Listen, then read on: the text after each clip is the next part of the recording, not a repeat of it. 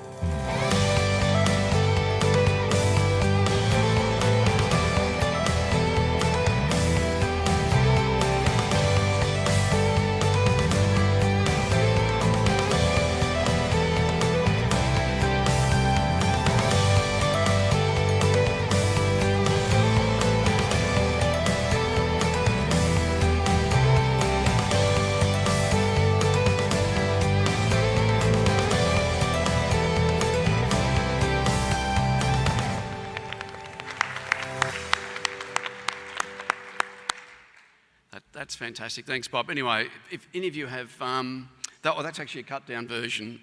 Bob's made a poster that's still, I think, out by reception. If you want to read more details, you've probably seen it up during the week.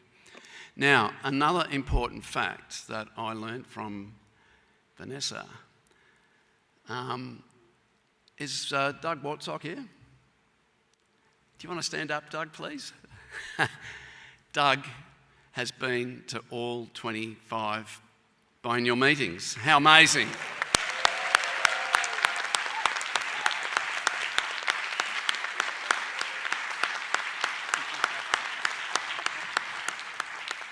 And of course, the present one is always the best.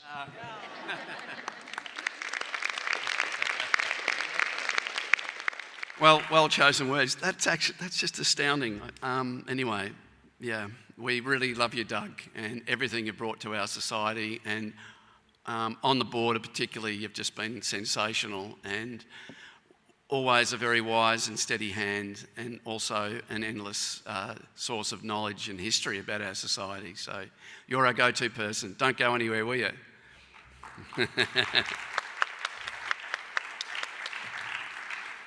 All right, we'll get the meeting underway. The first item of business is a motion to waive the reading of the minutes, and I will declare the meeting open. And sorry, I'll do that after we've agreed on the minutes, but if someone can please agree to waive the minutes. I did say at the start of the week, if you're really keen to read them, they are on the webpage. Can I have someone agree to a motion? Thank you, Doug. And seconded, and we'll take that as passed, and I now declare the meeting open. All right, we might get that clicker going. Agenda-wise, that's what we're covering today. It's pretty standard, and hopefully we'll make this reasonably quick and painless. First off, I'll give a bit of an overview of selected highlights for the last couple of years. So I became president at the beginning of 2023, beginning of last year. It's been a really challenging president. I won't shy away from that. Very challenging presidency. And I think all of you are aware of some of the challenges we faced through the COVID years, and I've been pretty open in all the society newsletters about what transpired. It's been a really tough period. So essentially, you may be aware that in 2022, we also moved to an association management group to manage the society's finances. Prior to that, the Treasurer's report would be made once a year, and that was the time largely when most of the numbers were all pulled together. With the switch to Tally, we are getting much more detailed and much more regular reporting. So it was also challenging because when Charles and Tara and Katie stepped off, that we lost a president, treasurer and secretary in one fell swoop. And then we had myself and a new president-elect, who was Daniel at that time, and Dee step in. So we were trying to unpack everything that had transpired with this new financial information. So looking back, the society's actually been running at a net loss for more than 5 years. Typically, I guess, with conferences, which are our most expensive and most risky activity that we hold as a society, and because we have to pay for conference facilities and hotel booking blocks ahead of time, we simply don't have generally, or not always, have enough cash to pay those things up front. So there's been a bit of an over-reliance on our unrestricted investments, particularly in recent years, to pay for these things going forward, and then we've sort of hoped that the conference will make a profit or break even. And yeah, you kind of see where I'm going with this conversation. But then enter the pandemic and the Florida meeting, which had to be delayed a year. That cost around $300,000 to shift that conference from one year to the next, but it was not tenable to hold that conference in 2019. And then the need to run a virtual conference, which was quite expensive to do as well, and then the subsequent economic downturn at the end of 2022. We lost $1 million in that year. Our unrestricted investments were over $800,000 in 2022, but just in 2 years, they had reduced to $300,000. And any cash we had in our checking account was left over really from that last drawdown. So that's the position as it was when I became president. Woohoo! The other reality is there are real costs to running our society. We have, Dee will go into this in a little bit more detail, but we have Tally, who manage our finances. We have Halves that manage our investments. We have our journal. We have IT support. And our average costs average around $200,000 a year, but we barely get 100,000 in revenue from membership and from royalties, and that barely covers the journal costs. So we've been struggling for some time, and we've been operating beyond our means, and we've become overly dependent on our accessible investments, the unrestricted funds, which for now, for an indefinite period of time, we need to avoid using. They're our safety net, right? We've got to let that money grow over time so we can thwart off another disaster if one happens. Hopefully we have a bit of good luck and good management going forward. But this is kind of the situation that we're in. Happy to talk to anybody who's interested about this in more detail later. So what we did as a board, we did a number of things. The first thing you do when there's a crisis is call a friend, and the society has a lot of friends. So I got in touch with some of the more recent presidents, and really we needed an A-team to come in and provide some sort of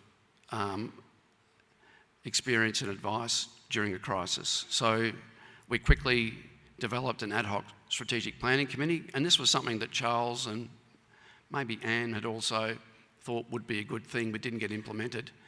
It was absolutely essential that I did this pretty quickly. So that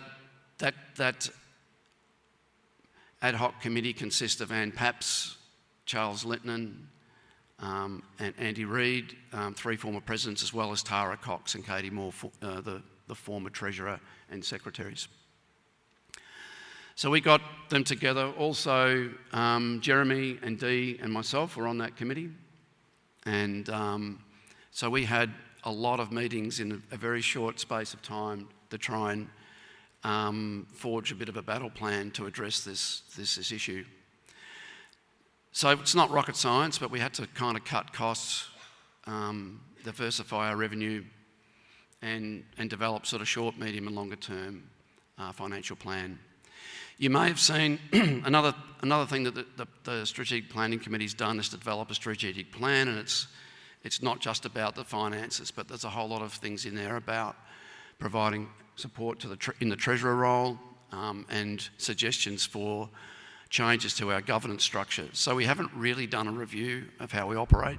I'm not sure if there has been a review ever done, actually, but it's important that we look to see how our current governance structure is serving us and whether or not we need to change that with the times.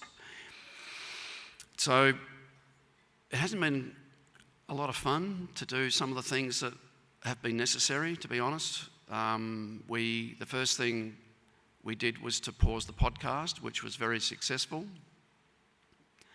We had to pause the small grants in aid of research. So I think some of you would be aware we have these two investment accounts, the unrestricted ones that we can use from time to time, but then we have these restricted accounts, which are all our endowed awards, okay? So all the awards that were handed out this afternoon, all the funding for those is in those restricted funds, and they can only be dispersed to awardees. We can't just use them to operate the society or for other purposes, okay? So we can't reach that. They're the most valuable asset we have, and we can't use it right now, okay? So the small grants in aid of research, however, doesn't sit within that group of awards, and we've just paid for it by cash. So we just didn't have any money to run that program, so we paused it. Amazingly though, we did get some generous donations, and we've been able to keep that going a little bit. But this is a substantive issue. If we really want this small grants in aid of research to continue over the next period of time, we have no capacity to fund it directly within the society. We'll have to find external money. The other thing we did was cap costs on our IT and web support. So I'm really sorry, but the website's going to look a little boring and hasn't been upgraded for a while, but it's going to look that way for some time because to do upgrades and do those things cost money. And at the moment, we're only paying essential items, and everything else is discretionary and can wait. The other thing we did was abolish the Marine Mammal Science Copy Editor. This was a really tough decision, but essentially Wiley, our publishers, now do all that work in-house, and so that's losing that position has saved quite a bit of money as well. All those things we've done have saved us about 100 grand a year. So going forward, well, some of the other things we've done, I guess, have been, we had a membership drive last year, which was pretty successful, and thanks to those members who renewed their memberships. We need everybody to join, stay joined, encourage your friends to join. More memberships is really important. I mentioned that we got a grant and a donation to support the small grants in aid of research last year, and we have a smaller amount of funds available for this year. But going forward from this point in time, we have no strategy to keep the small grants in aid of research going. The other thing we've done, we've been working with HAFS and other groups to give us advice on how to be better able to take donations and receive gifts. I've learnt quite a bit about the US tax laws in the last year, which I didn't expect to have to do. But one of the things we've added to the donations page of the Society is our ability to receive QCDs and security gifts. So QCDs are essentially built around, for US citizens, around your retirement funds, your superannuation, and when you reach a particular age where you can access those, there's a tax liability which you can negate by just donating money. So I think for all the members out there from North America who might be at that age where you've got a QCD opportunity, have a think about your society and an opportunity to save yourself some tax and give a gift to the society. The security gifts are for corporations or larger companies, and I think this actually is where we need to go going forward, one of the important strategies. So corporations that have highly appreciating stock are also liable for higher taxation, which they can negate by just giving shares away to not-for-profit organisations, and when those shares are received, they're cashed in immediately. Going forward, I think we really need a funding strategy to build relationships with some corporations and companies that might like our society as an opportunity to divest themselves of highly appreciating stock that's causing them some taxation issues. If we can do that, some of these corporations may be making such gifts pretty regularly in most years, and certainly talking to our people at HAFS that manage our investments, they're suggesting this is a really good opportunity for us. So we have that now. This is all linked on the web page, and we can do it immediately, and it's all done through HAFS that manage our investments, as I said. The other thing which is problematic, I mentioned before about funding conferences, and typically in the past, if there was ever an issue, oh well, we just take out another 100 grand in shares and get some cash and pay for stuff, and we'll worry about it later. So we don't have that money available to us now. We need to, nurture those funds along and grow that up. Now, we haven't worked out to what level, but it might take 10 years to get it over $1 million at this point. We really need some proper financial management so that when those shares grow to a certain level, we have very clear decision rules about how we tap those for cash to do the good work that the society does. Have very defined decision rules around when we do that, but also make sure that we don't go below a certain limit. And that's what we need to do going forward. Governance structure issues, we'll probably look into some of this. Going forward, and we're not in a situation to do this now, maybe not until we are a lot more financially secure. But certainly working with Tally and with HAFS, they're really surprised when they look at our societies.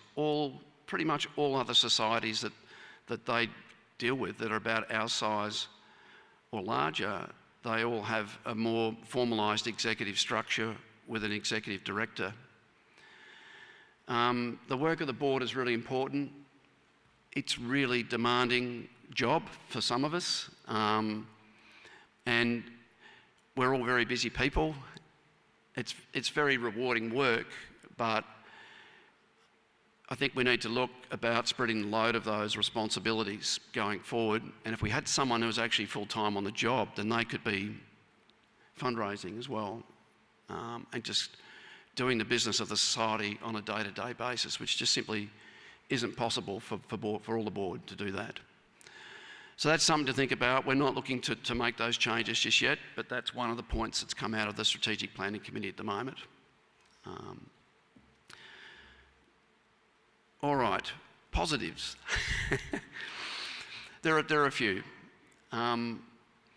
So I mentioned implementing the Strategic Planning Committee. That's been a godsend, and it's been really important too, because one of the challenges when the positions of the board roll over and new board members come in is that continuity and that succession, right? Who's got the corporate knowledge? Who do you go to when you're trying to resolve an issue and you can't work out why our constitution says we do things a certain way? Like, who was there at the time? We can ask. So now with the Strategic Planning Committee, they're effectively available to a new president, to incoming officers, and I think this is a really good opportunity to get the most out of our former presidents and some of our key office holders as well. So that's been really good. And certainly for me, coming in as a new president, I couldn't have done what I did in this last sort of almost 2 years now without their support. They've just simply been incredible.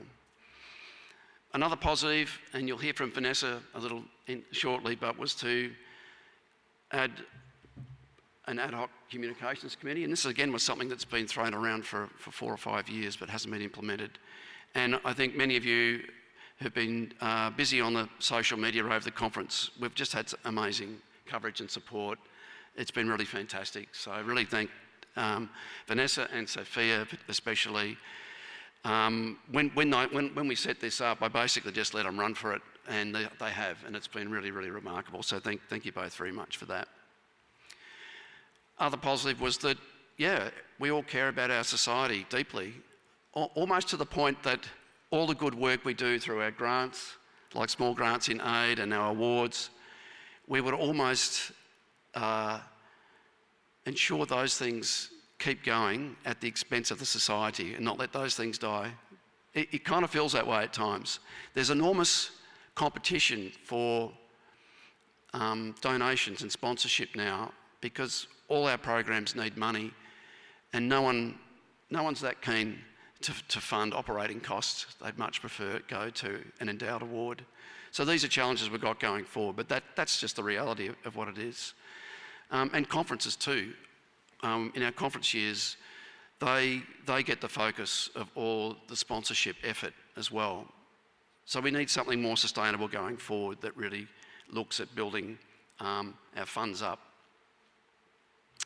I think I missed something from the last slide, which was one of the things we've done recently as well as a board, just this Saturday, was we recognised that administering all those awards actually cost us money, okay?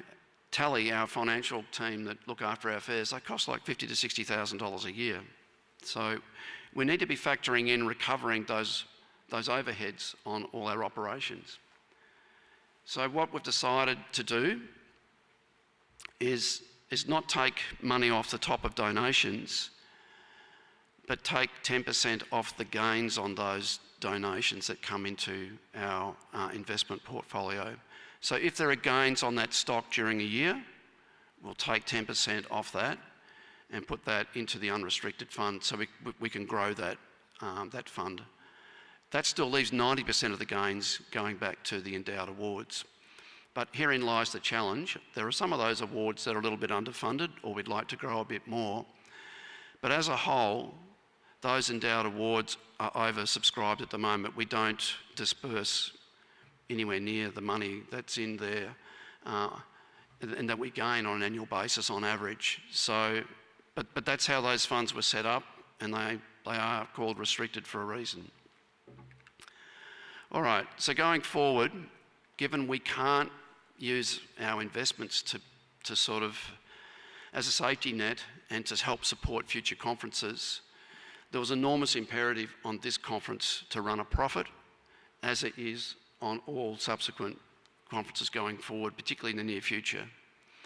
In the past, we've sort of, sucked it up a bit in order to expand our conferences so they're not just all in North America, and at times having conferences at different parts around the world has come at a cost, and we've accepted that as a society because we feel that's really important as an international scientific organisation for us to do that.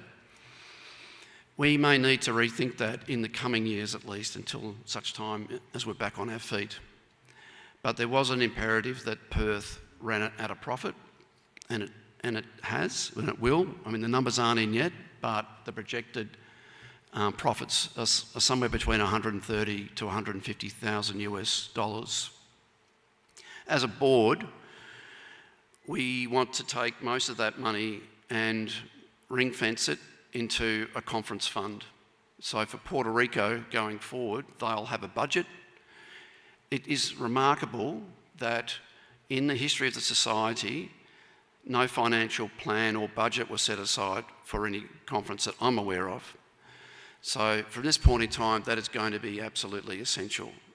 So we're hoping we can put aside maybe 100,000, and that will be what the society can provide for Puerto Rico, and that will be it. And everything else they'll need to earn. Sorry, guys, but that's the reality.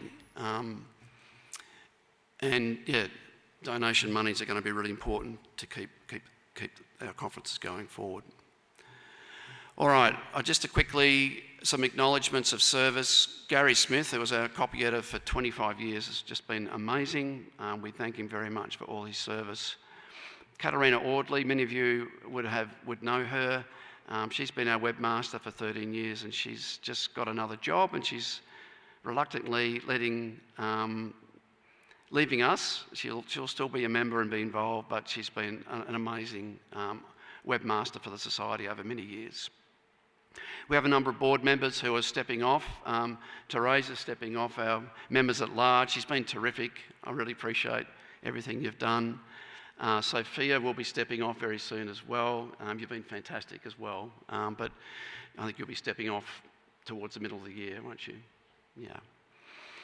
Eric Archer as well. Thank you so much, Eric. You've been a stalwart for D&I, just amazing in its foundation and its development, and I think that's really in great hands now, and Eric will be handing that on.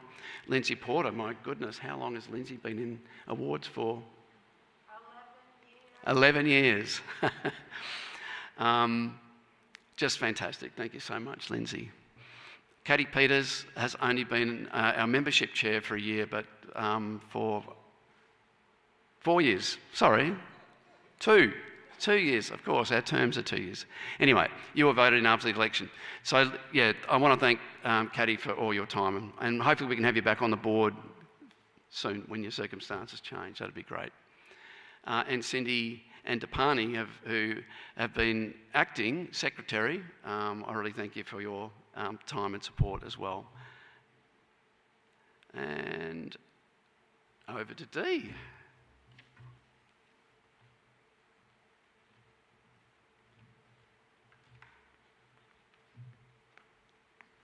Thank you, Simon. And how do I advance this?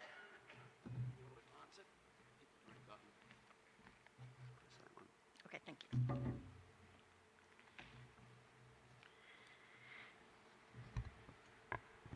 Thank you all for attending this important members meeting, particularly after a very long, energizing week. I'm Dee Allen, and your treasurer, and Simon did talk at a high level about some of our finances, but I'm going to be giving a little more of a detailed update on the finances of this society, which may not be the most exciting report, but it's a very critical aspect of our organization that allows us to function and provide services to our membership.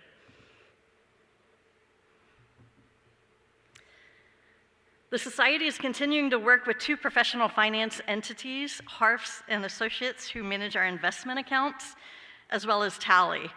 And Tally is a professional management association who assists with our day-to-day accounting, paying invoices to our vendors, and tracking our budget. One of the major accomplishments we've implemented over our elected term is working with Tally on developing an annual budget at the start of the new year that projects the Society's expenses and revenue throughout the fiscal year. Tally also provides a monthly financial statement to the President and the Treasurer so that we're able to track our costs and our revenue monthly relative to our annual budget.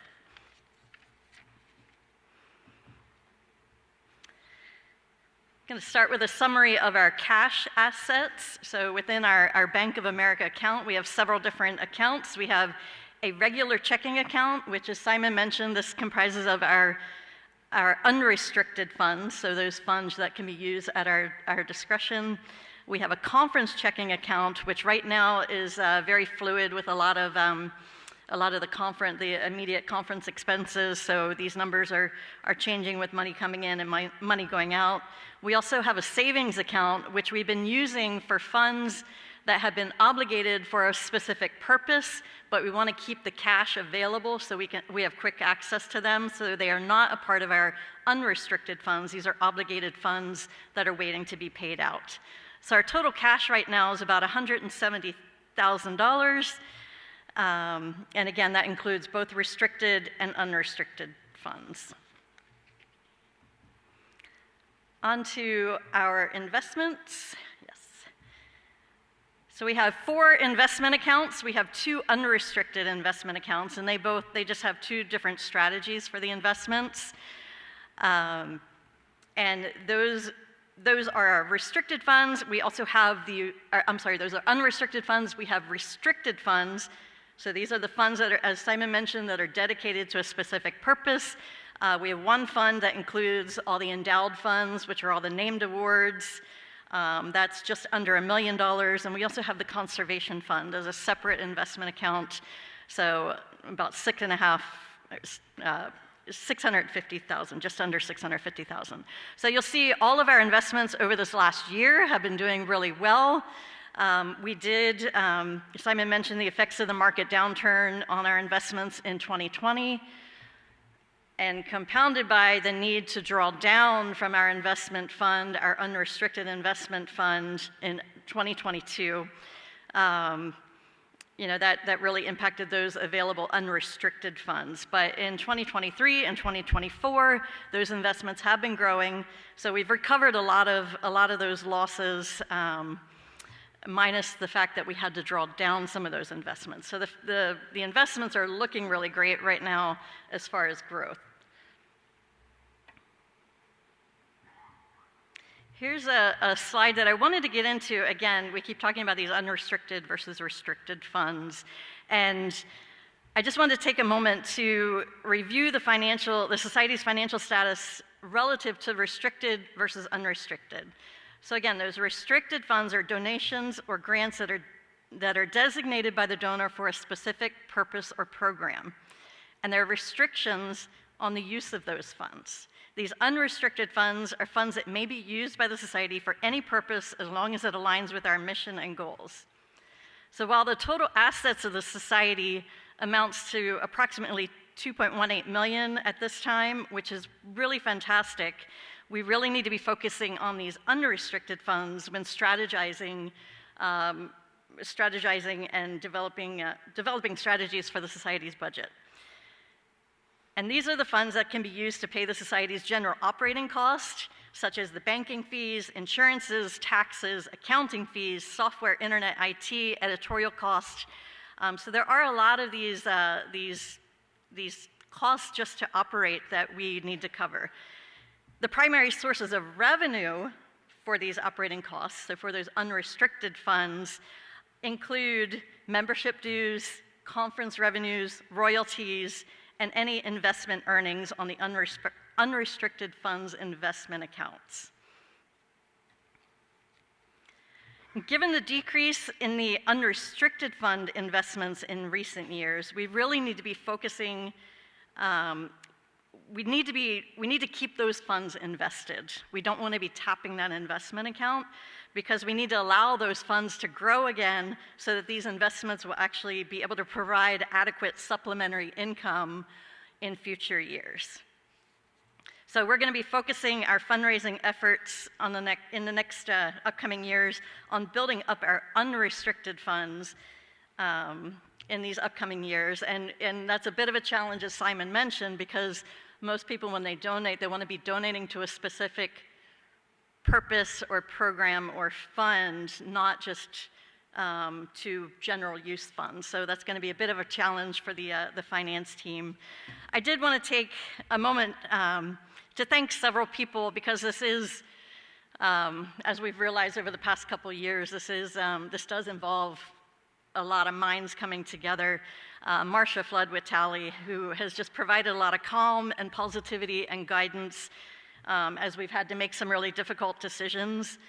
And to the assistance of the Ad Hoc Strategic Planning Committee for their insight through their leadership experience with the Society. It's been really great to lean on them as we talk through a lot of these decisions, particularly Katie Moore for preparing me for this role to serve as your treasurer.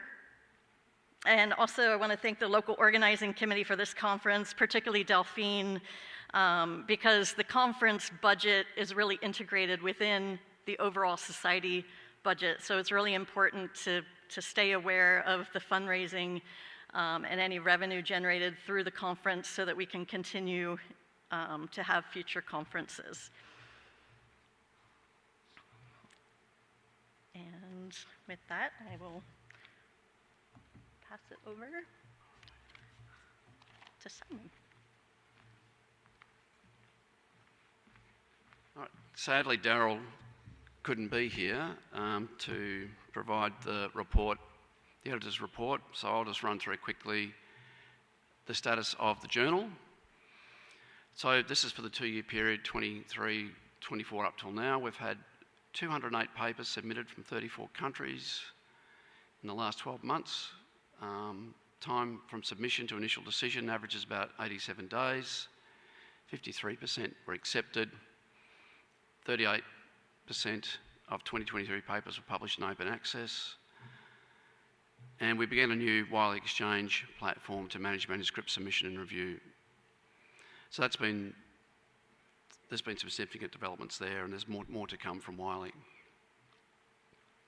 Impact factor has remained relatively stable, or maybe increasing slightly. There's a bit more summary in this one relative to other journals. We're tracking pretty well. And I'll leave it there for that. Over to the D&I report from Eric Archer.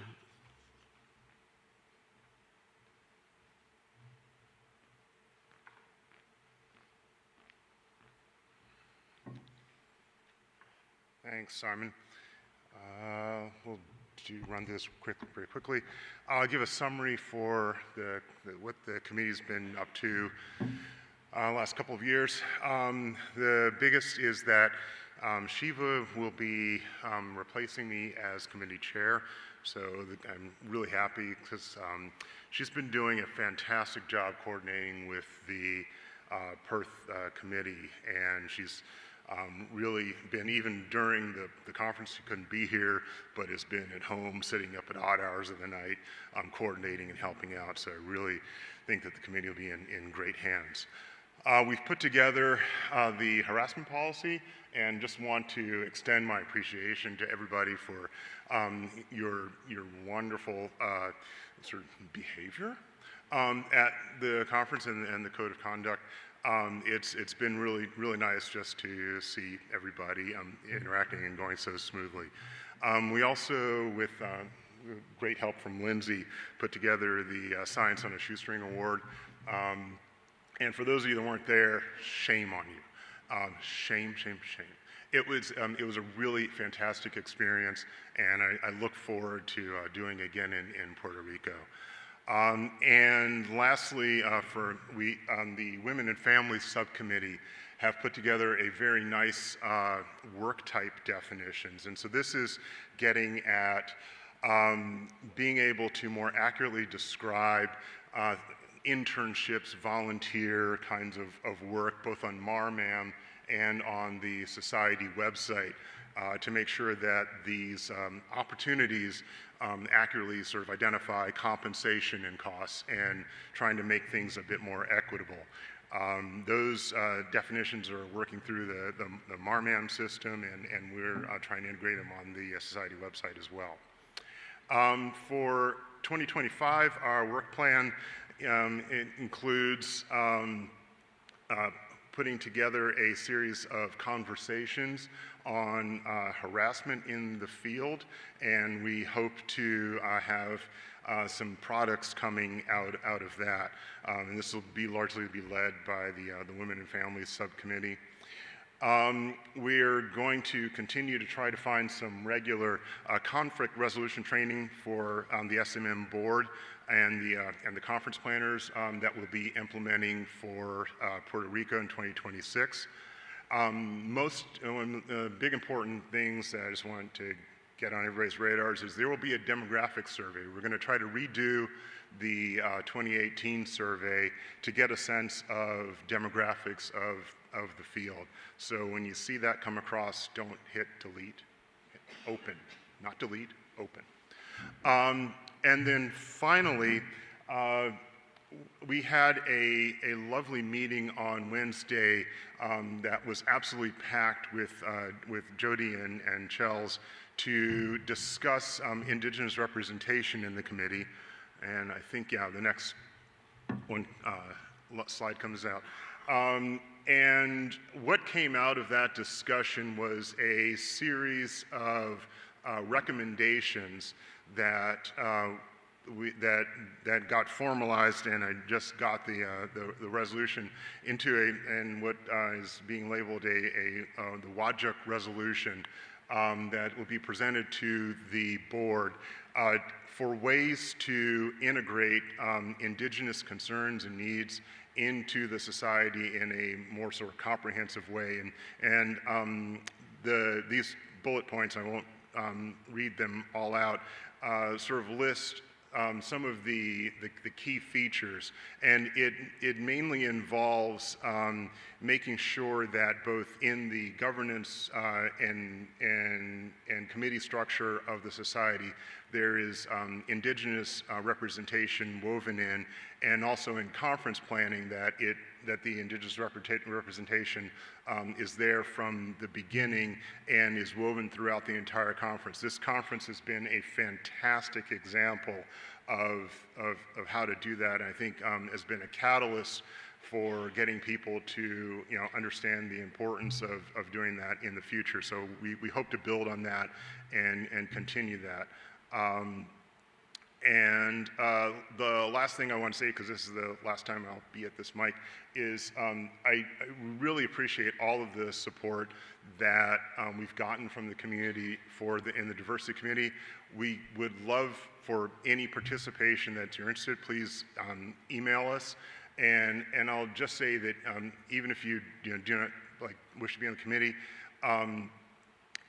All of us are really lucky. We are super privileged people to be doing what we're doing. Like, by any stretch of the imagination, I should not be here.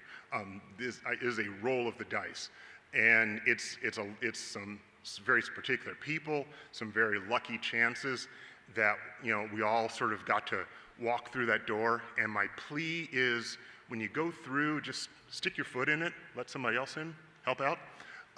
It is all of you that makes the difference for the next group of people coming on.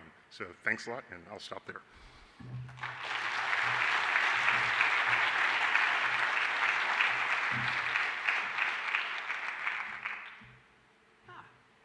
Here are your slides.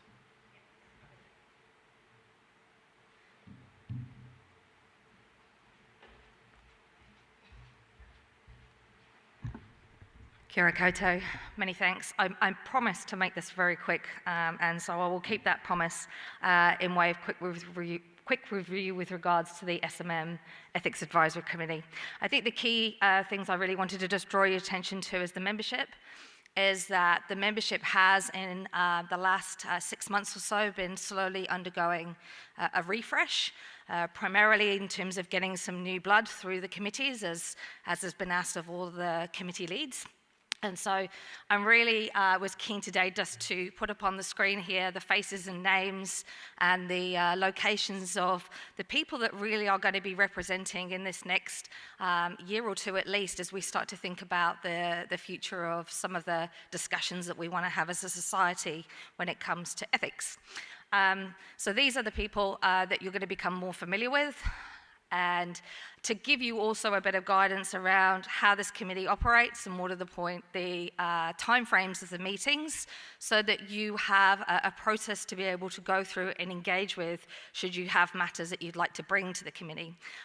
The committee does have a secretary, as you can see here, that's Rebecca Boyes, but there's a process obviously of any issues that you would like to bring to the committee. It usually goes through the Board of Governors in the first instance, and then down to obviously the chair, myself, for further committee engagement. As we mentioned, there's been a couple of things that we've been doing, and these are probably the most recent ones, so I'll just flag these up. I'm sure many of you have seen the Ethics Refresh survey that was circulated. That's been a great exercise that we've been going through, and we're in the very early stages of analysing those data at the moment, but we'll be able to report back to you in due course around that. But just the background of that survey, for anyone that's not clear, it was to be a complementary tool alongside the very ethics workshop that has run here at the conference. So the whole idea was for us to take a contemporary view of ethics and to consider where we sit as a society compared to other scientific international organisations that run similar kind of research and science as what we do. So for those of you that were engaged in that workshop on Saturday, thank you very much. A very productive workshop, and we're looking forward again to reporting back to the wider membership on that. And that's me. Thanks very much.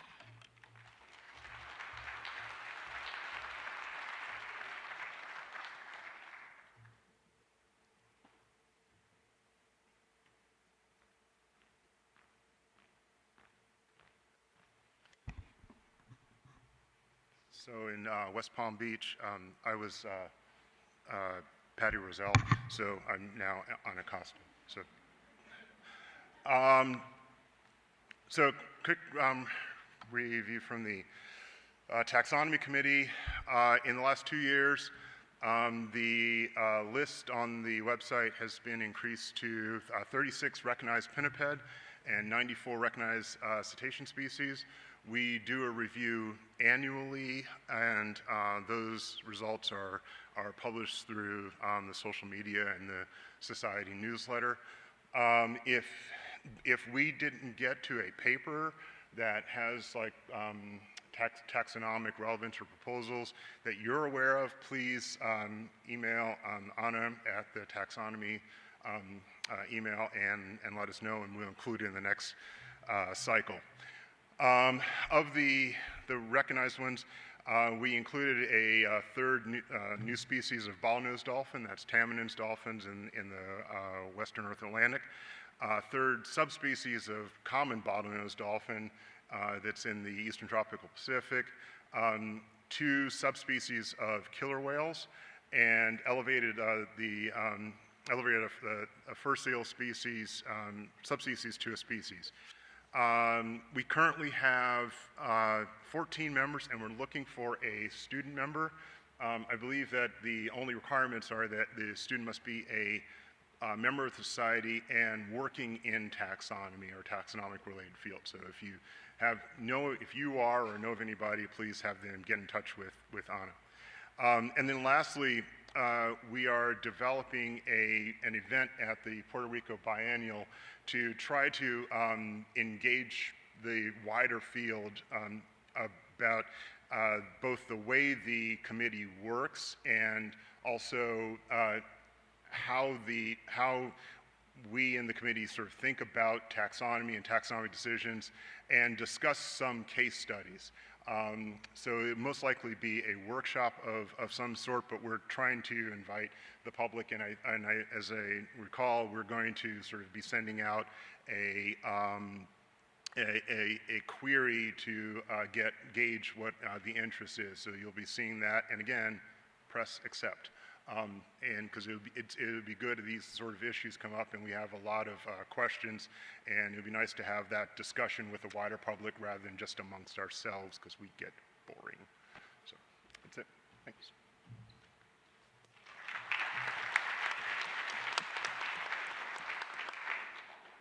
Nico, our membership chair, Nico's coming up now.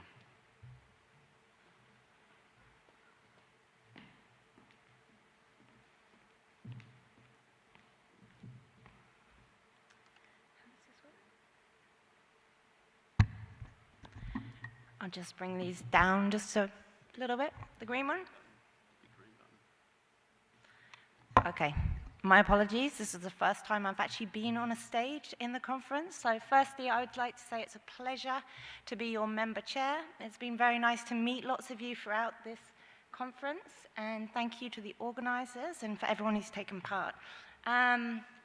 So as Simon said, our membership had dropped down to just around 900 members at the end of last year. So I come bearing good news. The good news is that our membership has grown significantly. It is now almost 1,800 members. Proportionally, we are still made up. The biggest is full membership with high-income countries at 43%. Going next to the student membership of high-income countries at 28%. But we are now made up with 12% of full members of low income and 7% of student members at low income as well. So we have a growing, increasing number of people from around the world. We're very excited that with the membership this year, we are seeing a big difference in how it is spread out globally. We've seen a very large increase, which comes as no surprise, in the Australian membership this year. So Australia is now number 2 in the top 10 regions. We've also seen an increase from some parts of Asia. So Japan and China particularly are up there on the top 10 board. And we also have a very large membership coming from Latin America, which we're very excited about, which is Brazil predominantly, Mexico and Argentina. So also just across the regions, you can see that we are still predominantly North America, but it is growing in other regions. I should say that the region that we are most underrepresented as a society is in Africa. We're hoping for that to change in the future. And one of our big plans is that really we want to grow the members committee. And we're hoping by doing that, we will increase our membership around the world. So we are looking, if people are interested, please contact me, because we are looking to grow the committee and make sure we have a representative from every continent and every region of the world. And if you are interested, please do not hesitate to contact me. The other news that I have that I should tell you is that we are going to be doing some sort of survey. It's been mentioned in the past that you're very keen that we should have a survey, a membership survey. So this is not about the conference. This is about the membership of the society. And really just to understand more about the membership, how happy you are with being part of the society, what you would hope that we do in the future, get more information on the demographics of the society, and really just looking for suggestions of how we can serve you better. So thank you ever so much. And yeah, if we do have, I believe, 200 people that attended the conference that are not actually members of the society. So we are a fun group of people. We are very whale, dolphin, pinniped and sea otter obsessed. And if there are more people out there who you know that came to this conference but are not members, then please, they can contact us and discuss the advantages and the enjoyment it is of being part of this society. And that's all for now. So thank you so much.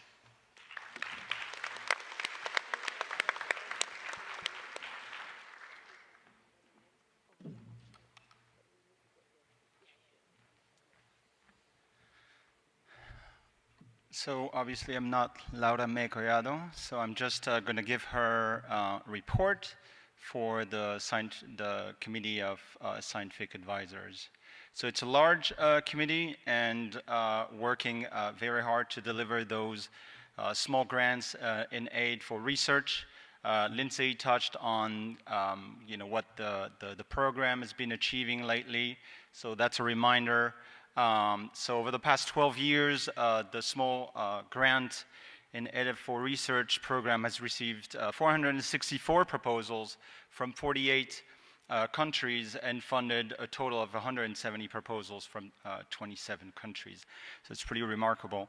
This year, we've received 38 proposals and awarded 12 for a total of 22, slightly under $23,000, representing 5 countries: Mexico, Brazil, Argentina, Chile, and South Africa.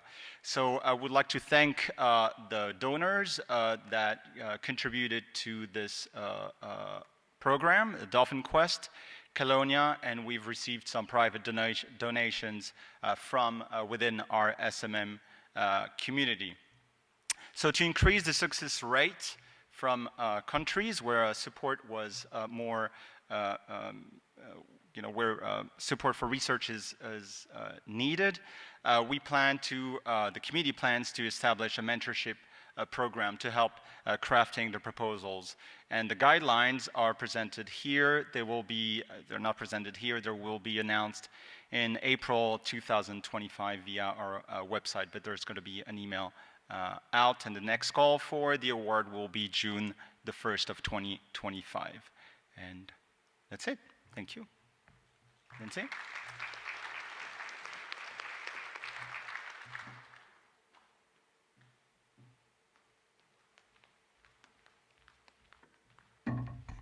Hi there, everyone. It's me again. We're going to talk about awards.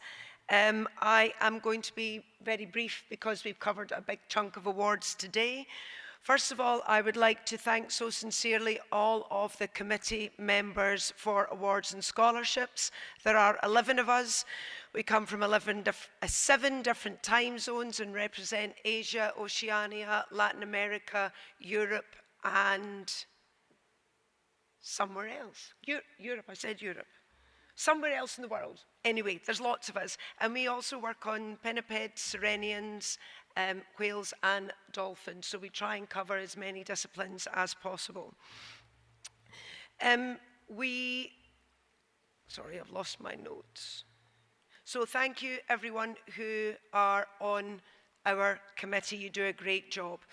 There will be many of us stepping off of the Awards and Scholarships Committee this year because we should have really rotated off after or between the Barcelona conference and then the Florida conference. But remember, those days were slightly chaotic and we didn't quite know what we were doing. So as a committee, we decided that we would stay and hand over after this conference so that we didn't have too much disruption in an already interesting term for Simon and for many other people on the board. So I encourage those of you who want to work with the society.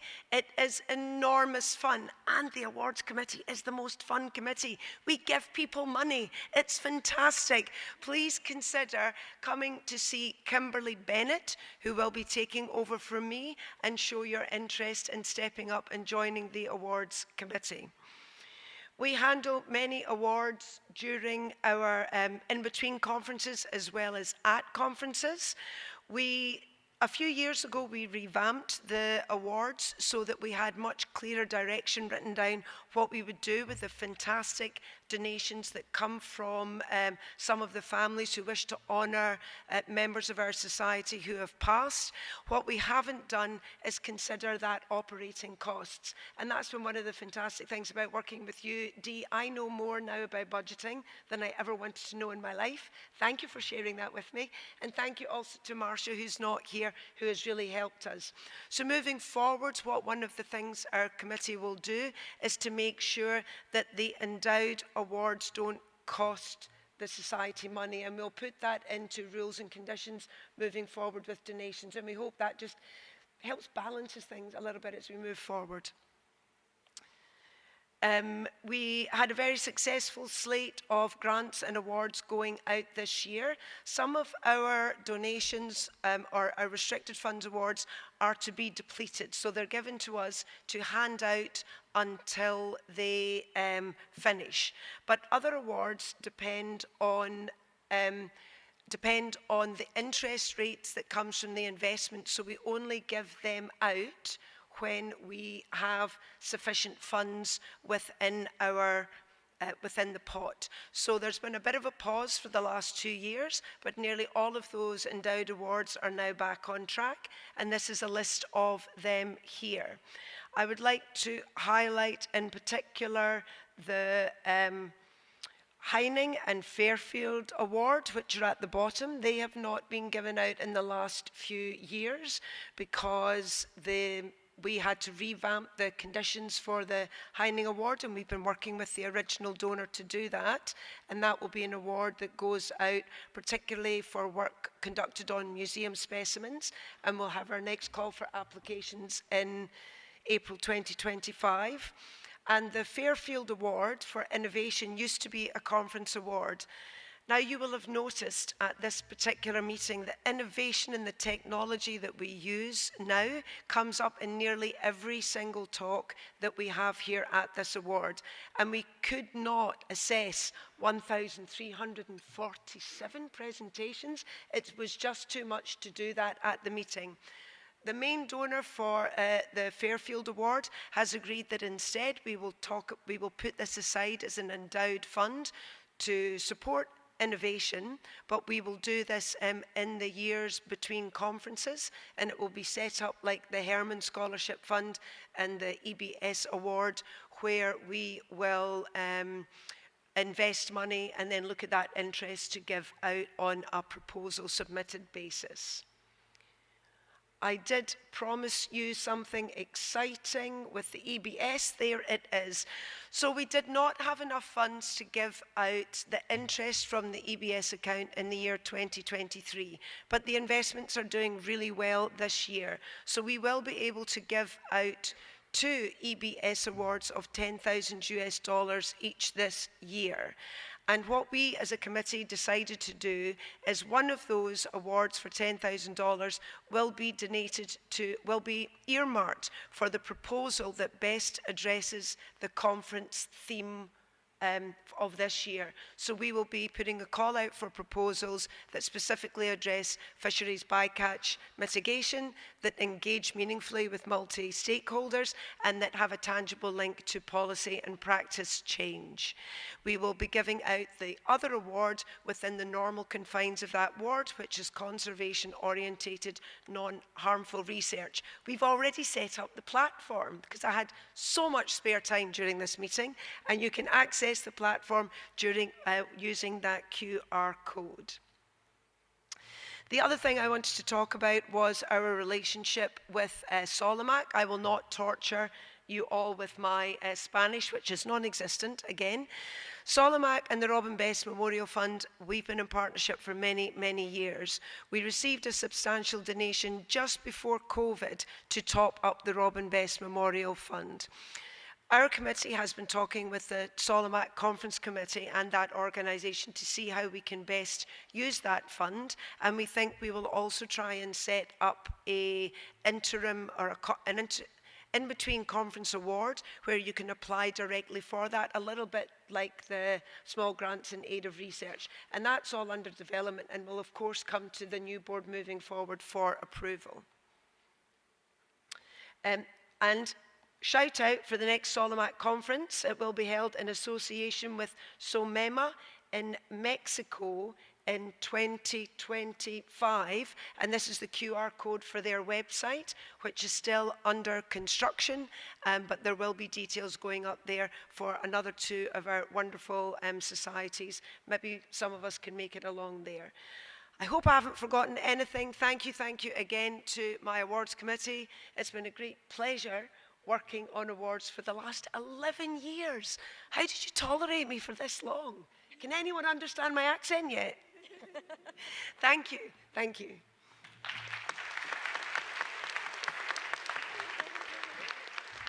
Thanks, Thanks, Lindsay, and thanks again for all your incredible service. Cindy. Lindsay? She's got to present. Oh, apologies. We already miss you.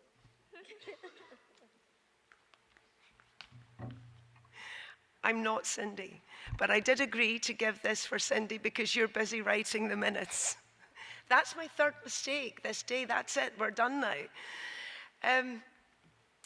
Members at large, Cindy particularly wanted to highlight the member at large duty, which is to select fellows of the Society.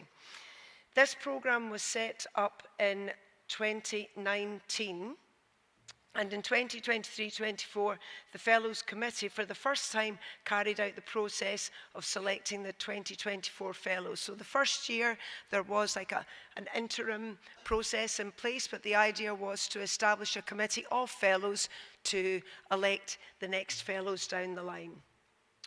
So we're delighted and honoured to announce, and it has already gone out on our website, that our 3 wise and wonderful Fellows for 2024 are Bernd Versig, Terry Williams and Paul Nachtigall. We thank the nominators for giving us the chance to learn about their outstanding and inclusive contribution to marine mammal science and conservation, and I think that definitely deserves a round of applause.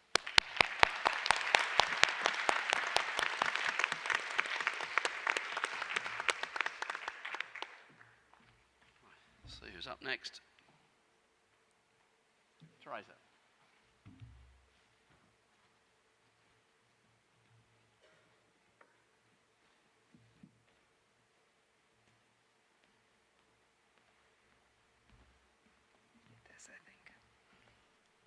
Okay. Hello. We're the student members at large, or SMALLs. My name is Teresa. I've had the privilege of working with Clinton and Sophia.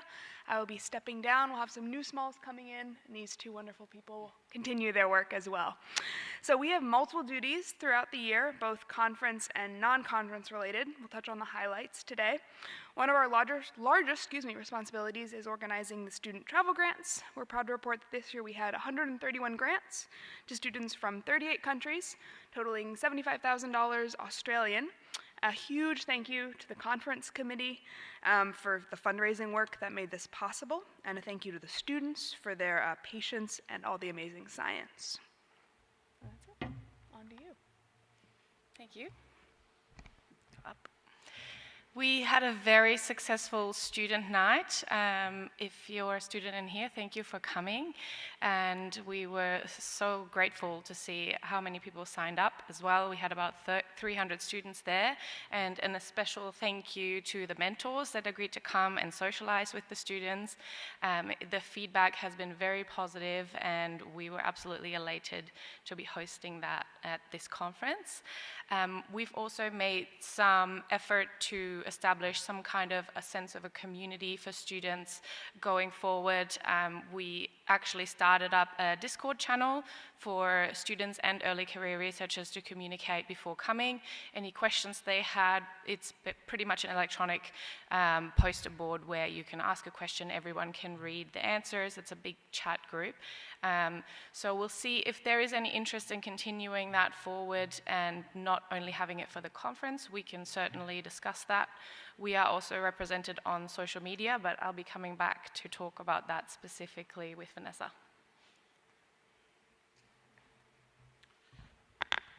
Okay, so as you know, Teresa and Sophia will be stepping down. So I'll be the small that will transition between the conference and the next conference. So the smalls also oversee non-conference programs. This include the SMM editors webinar that we organize every month, and this includes highlighting recent science that has been published in the Society's journal, the Marine Mammal Science Journal.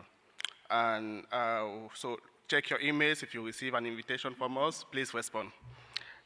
We also recognize activities from student chapters, 2 of which have been created since the last conference, and we are having a total of 10 student chapters nowadays.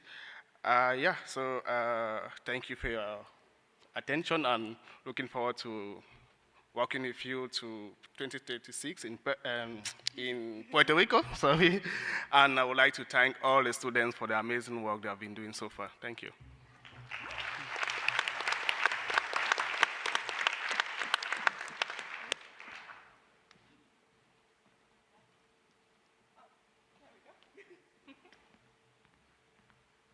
Hi, I'm Sophia. This is Vanessa. Hello everyone, thank you so much for having us. Thank you also, just a big shout out to Simon, because you've done an amazing job over the last few years. So just want to echo on behalf of what everyone else thinks. So Sophia and I are here to represent the Communications Committee, and on your screen now you'll see some of the gorgeous visuals that the team have produced. You would have seen on social media, if you've not been on social media yet, hopefully you have, you'll see that we have a presence across Instagram, Facebook, X, which was Twitter, and LinkedIn. So we cover a wide variety of demographics as well, which is meaning it's basically to enhance our accessibility to cross generations wherever you are in the world. In fact, Sophia and Shiva have been absolutely instrumental in creating our visual assets, which is some of the things you can see behind us, which is communicating the messages directly supporting the conference that you've just seen, but also beyond this conference and into the future. And just echoing the fact that you would have seen our social media presence both 24 hours a day, given the fact that we've had ourselves sharing news across all platforms, but also Shiva in Canada, Toronto, which has just been great. So a nod to those people who are here, but also who aren't here as well. And Sophia will have a little bit of a discussion about Twitter and why there's that red X on it.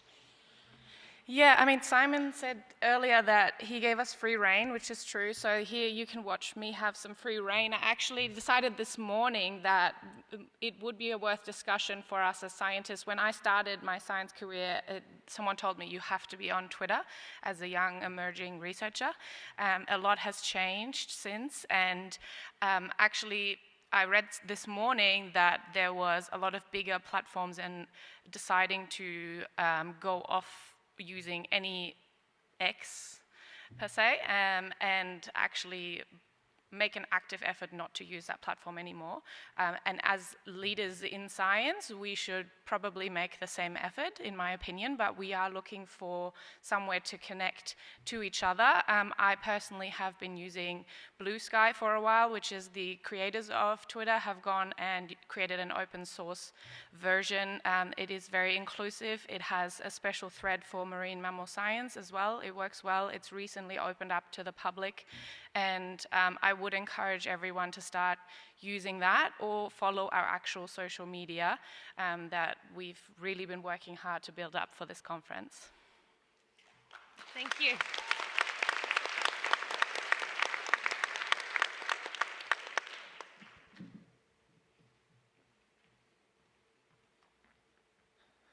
So SMM 2028 is going to be pretty fast. It's still a work in progress.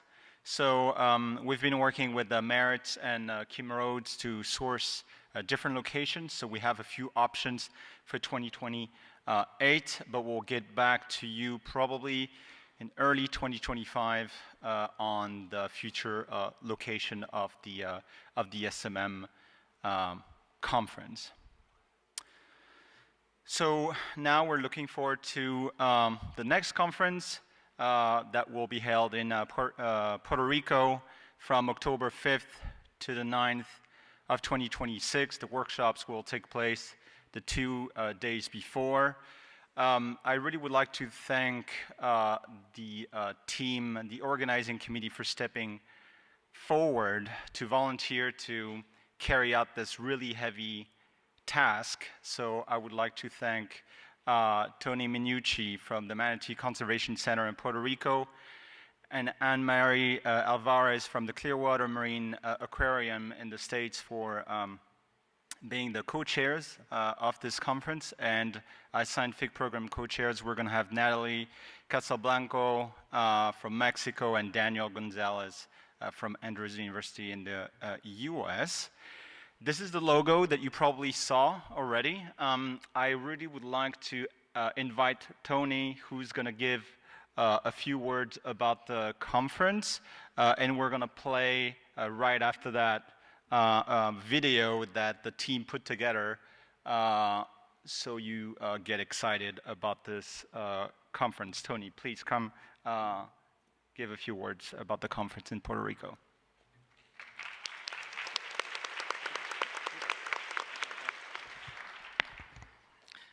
Yeah, my name is Tony Minucci. Our colleagues from the Caribbean Sea, over a dozen of us that came to Perth. Please stand up. You're over there.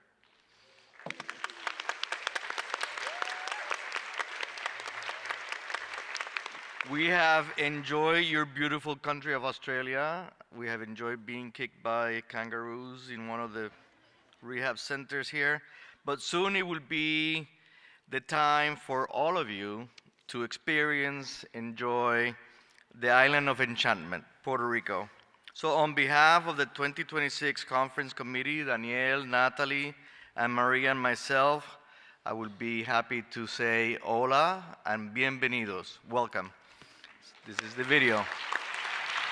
Bienvenidos. This coming October 2026, we warmly welcome you to the 26th Biennial Conference on the Biology of Marine Mammals set in the beautiful and historic Caribbean island of Puerto Rico. The Caribbean is home to a diverse array of marine mammal species. Manatees, humpback whales, and sperm whales inhabit these warm tropical waters. Humpback whales migrate thousands of kilometers each year to give birth and breed here, while endangered manatees find refuge in the region's coastal, seagrass-rich waters and protected mangrove estuaries.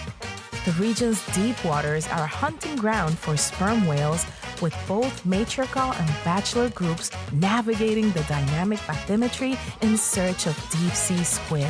In addition, a variety of smaller cetaceans thrive in this marine paradise, including dwarf sperm and short-finned pilot whales, Frasers, bottlenose, clymene, and Atlantic spotted dolphins. Our conference is designed to be a transformative platform for exchanging knowledge, fostering collaboration, and empowering a diverse global community of researchers dedicated to advancing marine mammal science. We are especially honored to welcome in 2026 the first biennial conference in Latin America. This event presents a unique opportunity to spotlight the remarkable efforts of our community in marine mammal research and conservation, from the vast waters of the Amazon to the Caribbean, and from the southern tip of South America to the Gulf of Mexico. By sharing our work with the global marine mammal research community, we aim to inspire continued progress and innovation. We are committed to advancing equitable, ethical, and inclusive science and sustainable practices. During the conference, we hope to discuss actionable strategies to deepen our understanding of climate change's impacts on marine ecosystems and foster resilient solutions that not only protect marine biodiversity, but also support human well-being, ensuring a healthy and sustainable ocean for future generations. The conference will take place at the Convention Center in San Juan, the vibrant capital of Puerto Rico, during the first week of October 2026. The modern meeting facilities at the Centro de Convenciones Pedro Rosselló are centrally located in San Juan's Convention District, surrounded by premier hotels, all within walking distance, and offering a diverse dining experience that highlights both local and international cuisine. A visit to Old San Juan, established in 1521, is a must. As the oldest European-founded city in the Americas, it stands as a historic monument to the age of exploration. As the vibrant capital of the U.S. Commonwealth of Puerto Rico, Old San Juan offers a rich tapestry of attractions that blend history and modernity, giving visitors a truly multifaceted experience. Stroll along beautiful beaches, turquoise waters, take in the captivating architecture, and move to the rhythm of Latin music that flows through the streets. This lively city is the embodiment of Caribbean spirit and culture. San Juan's culinary scene is an eclectic fusion of global flavors, and its modern urban life completes its allure as a world-class destination. Puerto Rico offers so much more than marine science, whales, and manatees. You can explore the world-renowned Flamenco Beach on the nearby island of Culebra, often ranked among the most beautiful beaches in the world. Hike through El Yunque, the only tropical rainforest in the U.S. National Forest System and home to the critically endangered Puerto Rican parrot. Venture deep into the Camuy River Caves, one of the largest karst cave systems in the Western Hemisphere, or enjoy excellent bird watching opportunities With a rich diversity of species ranging from endemic, unique to the island, to migratory birds passing through, Puerto Rico promises an unforgettable experience, offering you, while catching up on marine mammal science, a wealth of natural beauty, adventure, and culture, creating memories that will last a lifetime. Join us in October 2026 on the island of enchantment, Puerto Rico. We look forward to warmly saying to all of you, hola, bienvenidos.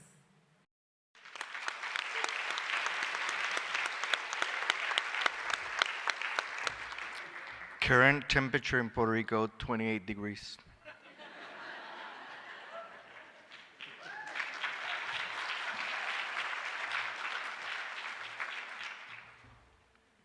Thanks, Tony. We're looking forward to it. All right, I'd like to ask Katie to come up and we'll get into, this is a really important part of the program, our nominations of our new office bearers. Thank you. Okay, so I know we all still have PTSD from that other election. But I promise that this one will have a better outcome. I think we can say that. So without further ado, if I can operate this, I'd like to present to you the slate of nominees that has been approved by the board for the open positions. My sincere thanks to all these fine people for agreeing to stand for election and also their willingness to serve if actually elected. I know we all have way too much on our plate, so their engagement is deeply appreciated by myself, and I'm sure also I speak for the rest of the board. As Simon explained on Monday, in addition to this slate of nominees here, any member of the society can nominate another member for these positions from the floor of the general members meeting, which is happening right now here with you. So I'd like to open the floor to nominations now. Just remember, please, that both the nominee and the nominator need to be current members of the society. If you would like to nominate someone, please make your way to the microphones. Please state your name, the name of the nominee, and the position that you're nominating them for. And Cindy will do her best to write it down. We might also ask everyone at the conclusion of the meeting to just quickly come by and double check that we wrote the names down correctly. Yes? Thank you. My name is Putu Liza Mustika. I would like to move to nominate Jo Marie Eusebius as the member of at large. Thank you. Thank you. My name is Jason Brock, and I would like to nominate Savannah Damiano for the student member at large. Thank you. My name is Shaunak Modi, and I'd like to nominate Isha Bopadekar as student member at large.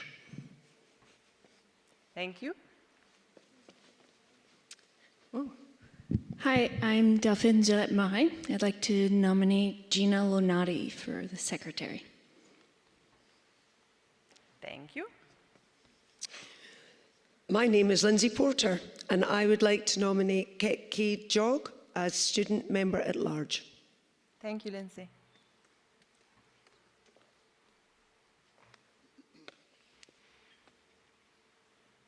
My name is Deborah Sharp, and I'm under the understanding I can self-nominate myself for student member at large. Is that true? I don't think so. Is it? I'll need some help from the rest. Is it okay? Yeah? Okay, yes. Oh, okay, just in case, to cover ourselves, can someone, Doug nominates? Yes. Thank you very much.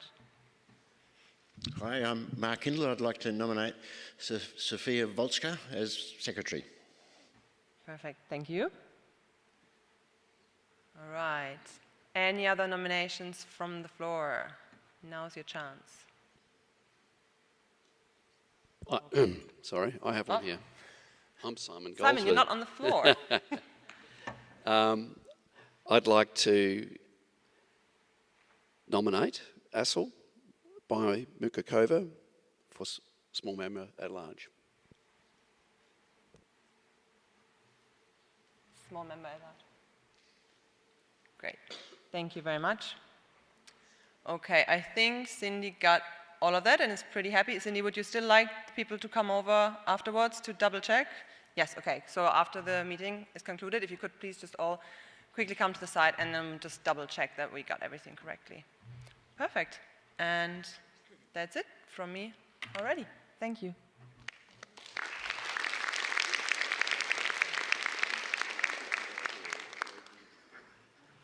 All right, we're almost there. Hang in there. I'm trying to. Okay, we've got a couple of proposed constitutional changes. So what happens is usually within a couple of months of our conference, we will hold a general hold a general election. So it's probably going to be about January, I suspect. We'll see how we go. But so, as Katie said, that's when we'll elect our new office bearers. But it's also an opportunity to revise parts of our constitution. And there are a couple of matters here that we have been considering as a board, particularly given the last couple of years. It's been pretty challenging to be treasurer. There's been a lot of stuff happening and it's a big responsibility, particularly given our current situation. So we're in the process as a board of developing language to introduce an assistant treasurer role into our constitution and to our bylaws, and we'll provide a little bit more detail on that going forward, but that's what we're planning on doing. I mentioned earlier about the need for continuity and for succession. It's really hard when a treasurer steps off and a new treasurer has to step into that position. So I think having an assistant treasurer is a really good way to manage that succession planning and that continuity and to retain that corporate knowledge that's really important, particularly for such an important position that requires quite a bit of oversight. The other one we're looking at, you may remember we had a president-elect resign last year after 1 year into their president-elect term. This hadn't happened before, and it kind of exposed some challenges in replacing the president-elect.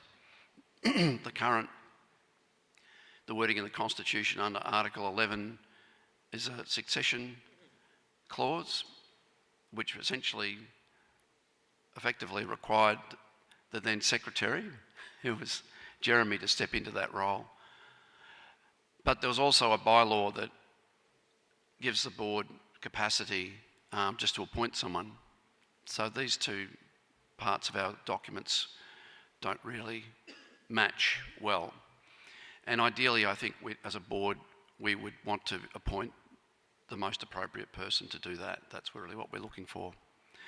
And the other thing is we did not want D to then, this is like a chain, right? So if secretary steps into the president-elect, the treasurer would then step into secretary, but we did not want to change a treasurer last year. So yeah, there's a few things we want to tinker there. The other one is that it's not really clear in our documents. We had to essentially ask the permission of the membership to hold an election outside our normal general election, which is after the conference. So I think really we want capacity to be able to hold an election when we need to, if we need to change our constitutional bylaws, or if there's a vacancy that requires a vote from the membership. We really need to be doing that when we need to, and not waiting until the next general members meeting following a conference. Particularly for president-elect, where the whole reason and point for that position is to give the person time to learn the skills and knowledge in order to do that job effectively.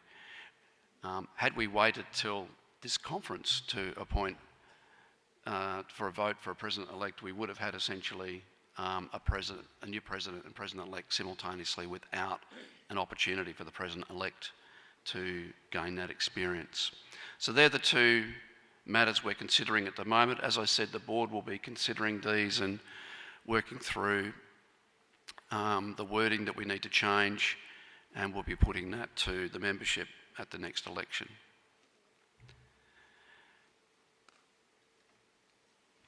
This has been a really amazing conference. There's been some really important discussions had, as has been said by others. And we've got 2 resolutions that we'll be considering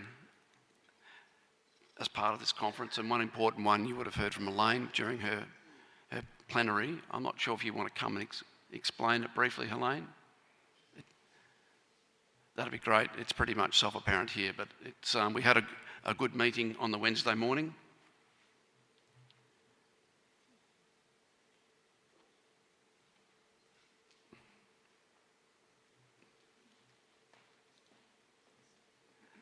Thanks. So I don't want to say too much to keep you away from the celebration tonight, but basically 50 people came to the meeting on Tuesday. We had to get a new room. Lots of people have signed up and expressed interest in helping with this initiative. I've persuaded Dipani Sataria to help me lead the response with a team of topic leaders, helpers, reviewers. It's envisaged that we'll have a very comprehensive jigsaw of topics. I think Barb mentioned some of those this morning. The output from each topic will be a short summary of what can and can't be achieved by a given research technique, resources required, skills levels, case studies, and links to relevant literature. We're planning to develop a website that will be linked to the Society's website. We might have to raise some money to do that, given the dire straits and limitations for the Society. The board's going to work out how to keep the outputs up to date with appropriate quality control, so a sort of wiki design to be worked out. And I want to say that groups interested in the bycatch problem in other contexts are very welcome to develop complementary outputs as required, and anyone who wants to do that should send me an email. This group, we're not trying to do everything, and links will be actively maintained with the IWC, the Convention for Migratory Species, and IUCN. And Nick talked about MOUs this morning, but I'm going to leave that to the board. Thank you.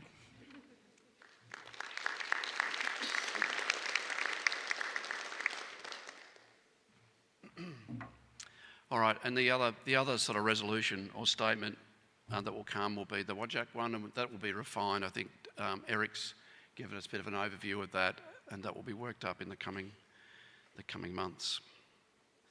All right, well, almost there. This is open to you guys now. If there's any questions you have from the board for anything that's been raised this afternoon, or any new items you would like raised to be considered, here's your time.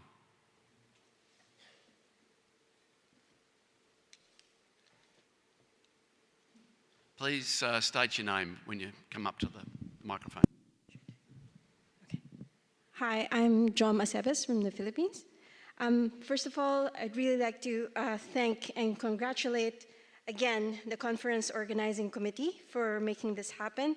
They were all very, very helpful and friendly to all of us, and we would like to give a special shout out to Danny, Caitlin, Delphine for answering all our endless emails of questions all the way towards today. And they really guided us in every step from registration, alternative ways of funding our travel to come here, visa applications, and even for booth ideas. And we also would like to give thanks to Dipani Sutaria for helping find funds for many of our students in our region in South and Southeast Asia, and other young researchers to make it here in Perth. So in behalf of everyone in South and Southeast Asia who made it here, and even those who didn't, we thank you from the bottom of our hearts. Maraming salamat. Terima kasih. And on other things, it was really good that there was an ethics workshop, and if I'm not mistaken, this is the first time that was ever held in SMM. So it was a really good opportunity to take part in that workshop. But what we really would hope to happen next time is for it to be a lot more inclusive. I guess coming from a developing or low-income to medium-income country where we are usually on the receiving end of these ethical issues, it would be really good if it could be placed in a space, a special space, where more of us can actually participate. And that includes, I guess, making it, instead of a workshop where we actually have to pay, to make it more open. Maybe in a special meeting like what was done for the bycatch meeting. That would really, really help, again, more of us from our region to participate and have our voices heard. More specifically, I suppose for the conference, for the future, many of us believe that there should be clear ethical guidelines, or maybe like a code of conduct. Let's say for a system when submitting abstracts, just for people who are submitting to be able to, I guess, tick a box, or just state whether if you're not a national of a particular country where you did your research, were you able to include your local collaborators as co-authors, or whether the data that you are presenting is actually yours. We really think this is a very important issue that really needs to be addressed. Even if we just start with the SMM, we know this is a very big, complex issue that might not be able to be addressed right now or in a general meeting like this, but it would really be a good start to do it during the conference and maybe elevate it to the point where we are discussing it for the Marine Mammal Science Journal. And then I believe each also has something, but yeah, thank you.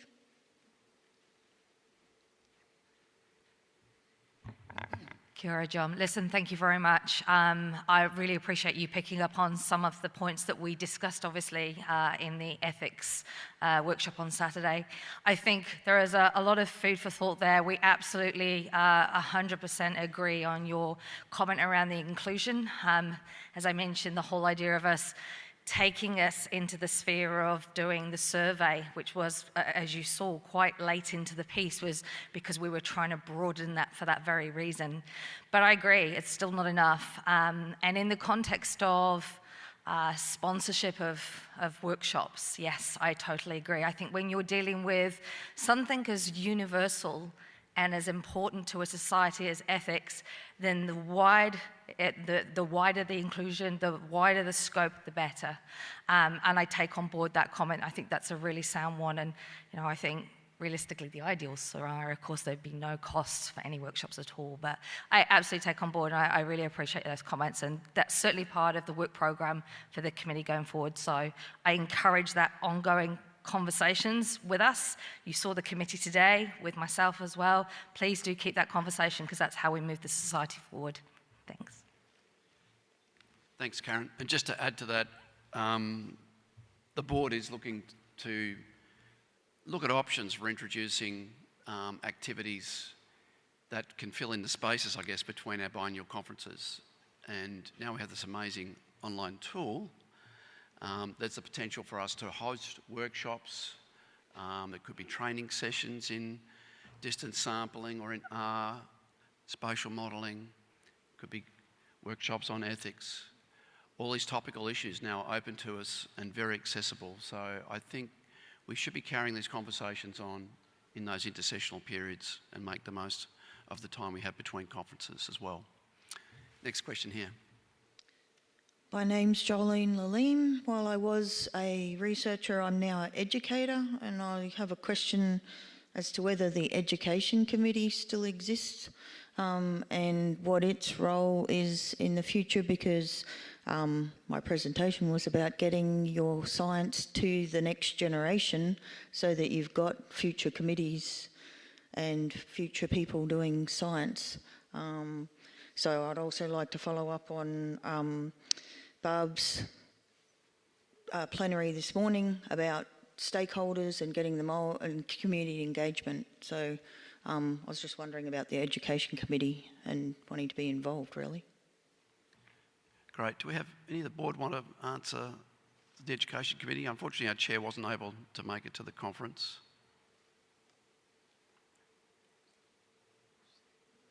Or anyway, we do have an Education Committee, absolutely. We had a report provided to us at the board meeting. So, I mean, if you need to, we can certainly line you up with the chair, and yeah, as a board and the chair will certainly help to take on those comments. One question here, then over to you. Is that me first? Yep. Thank you. Thank you. My name is Icha Putu Liza Mustika. Thank you once again for all the organizers for their hard work.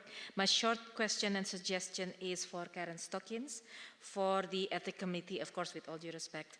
The following up on Jom's suggestion, correct me if I'm wrong, my understanding is that most committee members at the time, now, the Ethics Committee members are largely not from developing countries. So would it be possible to add some more members from developing countries? And if yes, how should we proceed? Thank you.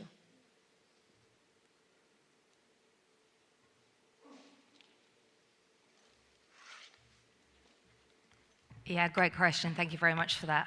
So it's a brilliant question, and how I would like to go about addressing that is that's one of the reasons why we are currently reviewing our terms of reference. So our current terms of reference and our current terms of operation limit the number of committee members. There are a number of people that were selected at this present time to address some of the emerging issues we've been having around sampling, so the legalities of sampling, or indeed there was some conversation obviously earlier about parachute science. That's also being considered. But I do take on board your point, and actually one of the first agenda items, in fact we discussed this briefly in our last meeting in October, is we'll be reviewing those terms of reference and operations to look at our numbers. We'd like to actually increase our committee numbers so that we have some broader representation in that space, and I would love to continue that conversation with you in that way. Thanks. Yeah, thanks, Karen. And just to add, the Society has a large number of committees on a range of activities. You're all aware of this, of course, but it's a really good opportunity for any of you that are interested, have in a particular topic area or subject matter, or just getting engaged and getting involved. Please contact those committee chairs, because we're always looking for new people who really want to lean in and help out. Okay, question over here. Thank you. My name's Natalie Barefoot. I wanted to say thank you for all of the work, and particularly for the Wajunk resolution. During the opening plenary session, we heard that sometimes our vernacular can be harmful, and we were asked to specifically consider our language and how we use that. I would love if we could include that in the resolution, because I didn't see it up there, I don't think, in the resolution, or at least in our work moving forward. If there was ever a space or a place to have and create less harmful language in daily vernacular dealing with marine mammals, it would be here. Whether it's changing killer whale to orca tuxedo dolphin or orca McOrky face, we can do this. So I'd love to see that happen in the next, between now and the next conference. Thank you. That's a great question. We'll take that on notice, I think. Or did you want to respond to that, Eric? It is.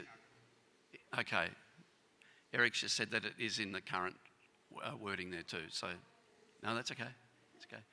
One more over here and then across to you. Hi, my name is James Thorson. First of all, I'd like to thank Dee Allen for being treasurer in a very trying time for that position.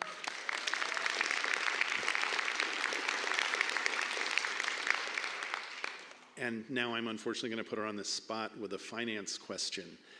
If I recall correctly, the unrestricted fund sits at about $530,000.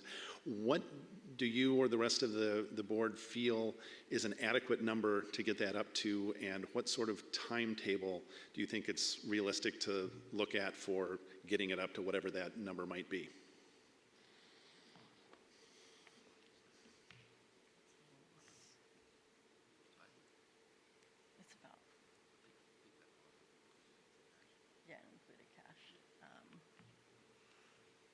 James, thank you for that question. You know, I think it's going to take a lot more conversation between, and I appreciate your gratitude. It has definitely been a team effort, including our former officers, because we all had to get together with and combine our perspective and our experiences and come up with questions. So it really has been a team effort to try to work through some of these issues. We do feel like we have really good clarity on the budget right now. I think it's, again, we're going to have to be talking with our professional investment fund manager, as well as the professional accountants, and maybe even some of the membership who have experience and knowledge with investments. I mean, you know, if you look at, you know, like the retirement rule, you know, you have like the 4% rule. If you only draw down 4% of your investments, hopefully they can continue on and, you know, during that time. So I think we're really just going to have to think about what strategies we're going to put in place and how much, if we are going to, you know, start drawing a percentage of any earnings in the future. But it does, you know, right now, like even if we took, as we were talking about, like the 10% across all the investments, you know, that would only be about 22,000 based on the earnings that we had in this past year with all the investment funds. So it was about 200,000 across all investment funds earnings. So I think, yeah, I think it's just going to take a little more conversation. I appreciate the question, and yeah, I open this up to any membership. I mean, this is a member-driven society, so reach out to us anytime if you want to have conversations or have ideas.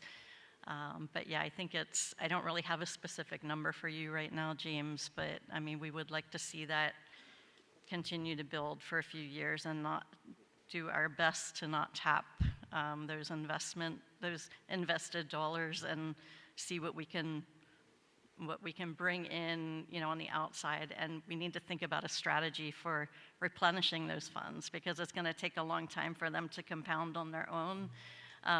So yeah, I don't have a specific question, but we are thinking about it, and we're opening this up to anyone who is interested in helping us.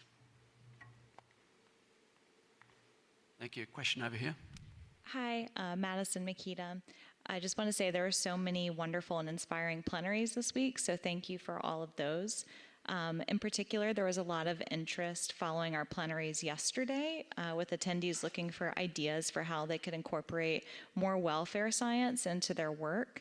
So in light of that interest, several of us wanted to ask if the 2026 Puerto Rico SMM Planning Committee, who have all been so wonderful and welcoming, would consider an organized event at the next meeting where we could expand on Dr. Stocken's plenary under her advice, of course, maybe an evening session with a panel to encourage more discussion about how the future of welfare science could fit in with SMM. But to be clear, I defer to Dr. Stocken's recommendation on the best opportunities to engage with this in the future. So, thanks. Sounds a great idea. Take up with Karen and the conference organising team for Puerto Rico. Over here. Hi, my name is Suzanne Yin, and I want to thank everyone, for all the conference organisers, for such a wonderful conference. I would like to make a suggestion about the fellows. So I think it would be nice to put the fellows at the beginning of the conference versus at the end when many of the people are not here. I understand it came out in an email, but maybe after the memoriam, we could put the next set of fellows up then. It's kind of a celebration thing. Thank you. That's a good idea. I think we could probably link it in with the Norris and Wood Award or another place, yeah, but I think you're right. That's a good suggestion. Thank you. All right, over here. Hi, I'm Christina Toms. First of all, I want to echo sentiments. Thank you, everybody, for making this conference happen. It's an honor to be here, and it's been a wonderful week. I've been to several conferences over the years, and something that has struck me as sort of a new, reoccurring conversation this week that has been really wonderful is the concept of bringing social science to our field. And I am going to look at my notes a bit because standing here in front of this mic is terrifying, so forgive me. But my work bridges both psychology and behavioral and conservation ecology. And you know, the topics, not just what Barb so eloquently brought to a head today, but has been kind of, we've been talking about all week. And one of the take-home messages that has been taught over and over again is that it's not enough to know what we need to do. We need to actually have some action and go from recognizing what needs to be done to actually taking change. So I think it's important for us to recognize that both within ourselves and a society. Andrew Wright and Carla Litchfield hosted a conservation marketing workshop this weekend, and they couldn't be here for this meeting. So after a chat with them earlier today, for some reason I decided to offer to stand here and talk on their behalf and highlight a few barriers and benefits to consider as a society and a call to action to help us move the community from merely recognizing social science as important to actually helping bridge the fields. So a couple quick steps through their lens. Social scientists aren't going to suddenly flock to us. I think we need to find them and invite them to the table, quite literally, creating space for them within our communities and our committees, and reducing some of the barriers that they're going to face in joining us. One major one of those is conservation psychology in general as a field has trouble finding a publication home. There's a lot of negative results, and as we all know, no results are not necessarily the easiest to publish. However, very incredibly important when it comes to human behavioral change. So perhaps there are things within our society that we can consider in terms of making space for that moving forward. We also need to consider that social scientists really need to be a part of the process throughout the scientific process. And that does probably include at the funding level. And given obviously the financial situations that you just pointed out, it's a big ask to include extra people in what we're considering right now. But a little bit can go a long way. And it's worth considering that there may be an entire community in a very different field that we could bring into our society that could help us financially into the future. Many of us who are not scientifically trained in psychology don't necessarily know what we're looking for when it comes to social scientists, what those skill sets are, what to ask for. And so training us as well moving into the future, I think could be really important to help us navigate what that looks like and how to make those connections. And so a similar ask would be to help us think about this coming into the next conference in Puerto Rico, and perhaps a dedicated plenary, bringing some of the expertise that we would really need to bridge those gaps.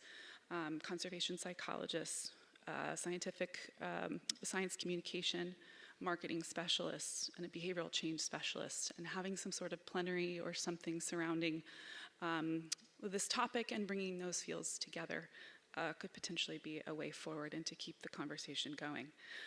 Andrew and Carla gave me permission to mention that they're actively developing training and workshop opportunities for anyone interested in these kinds of approaches. And Carla, who is a conservation psychologist, would be eager to engage and continue conversations and brainstorming with our society leadership and help in any way that she can. So thank you for your consideration. Thank you very much. Good. Great suggestions and ideas. Any comments from the rest of the board? Or Okay, all good. Alan? So those of us who have put on these conferences know what it's like. It takes years out of your life. And, you know, I will, of course, offer my services to Puerto Rico. You know, I think it's great to have that here, to have that conference there. However, I would like to see it reflected in the minutes that Kim Rhodes and Matrix have made these conferences possible, and that behind every volunteer member of the society who puts on a conference, there's a professional group that the society has been hiring for many years, and I think we should thank them. Thanks, Alan. Yeah, we certainly did thank Kim and her team at the start of the conference, at the very opening. But yeah, perhaps we could have done that at the end. But yeah, we're trying to celebrate the local committee who drove this from the beginning. But thanks for your comments. We'll make sure that's noted. Question here. My name's Wendy Blanchard. I had a conversation with Mike Node after the opening ceremony, and he tells me that orca means demon from hell. So we need to make sure that we don't go from one offensive name to another, and that we consider the meaning of the scientific names that are given to animals, that we understand their Latin meaning and also any inference about the name before we choose another. Thank you very much, and noted. Sure, our taxonomy committee will be interested in that one. Yeah. Any more business from the floor? Any other questions, comments? Everyone wants to go. One more. I have a very quick one. Apologies, but I'm a bit confused about the ethical committee, whether it's ethics towards the research or towards the people. And maybe we should clarify that, because I think it may be confusing for everyone. Thank you, Karen. It's all those things, but Karen will explain in much eloquently. Ada, did you check out that survey? There you go. But it's a great question. Look, the reality of it is I think that within the society in our history, our definition of ethics has probably been quite restricted. And that's just because that's what ethics does, right? It evolves over time. The very reason why we are now reviewing those terms of reference, which is exactly what is ethics, and that's what we covered in our workshop, is for that very reason, is to understand how wide ethics is and all facets of it. Because often, if you say the word ethics, a person will have a very clear idea in their mind what that means, but often that's very different to somebody next to you. So great question.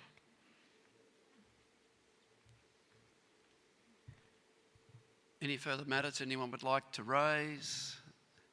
The board can always be contacted through email, and so please, if there's something else you've thought about that you wish to discuss, please bring it to our attention. All right, if there's nothing further, I'll just say it's been great. I hope, unfortunately, I might have given the wrong impression earlier that it's all been a slog. It has been extremely hard work. I guess no one chooses the circumstance under which necessarily they become president.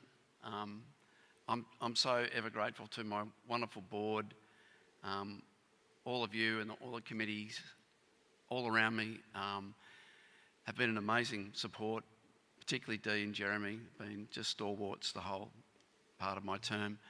And the Strategic Planning Committee in particular as well really leaned in when we had this crisis and we needed a lot of brain power and knowledge. And particularly Anne Paps, who led that group with Charles.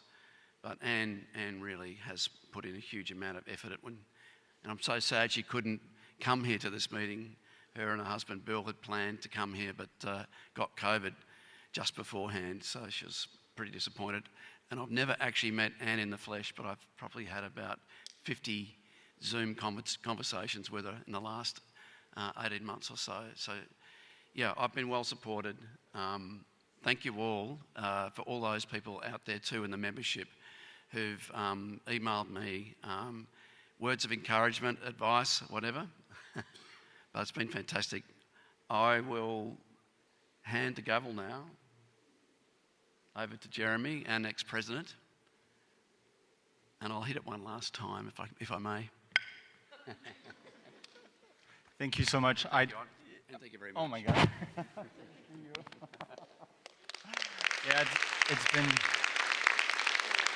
an experience, and I was not intending to do this, especially to this extent. He's still going to be around for a few months, and I really need him. Being the president of the society is truly an honor. I'm really excited. I'm very excited to work with the board. I'm really excited to work, to continue work with you, Simon, and I'm excited to work with the membership, and I really hope, we need everyone to get involved to, I really appreciate the moment that we took to get some feedback from the membership, and we really need that. Sometimes we feel lonely in the board, and we need some advice. So I'm really excited for the challenges. I'm also really excited to work on this conference with these amazing organizing committee that is coming up. But lastly, again, and I'm returning the thank you to you, Simon. You've been really inspiring to me, and I couldn't have hoped for a better mentor to continue and just move forward, and I just want to thank you for keeping the society safe. We've encountered some really dangerous reefs, so thank you for keeping us afloat, and I'm really excited for the future. So yeah, thank you so much.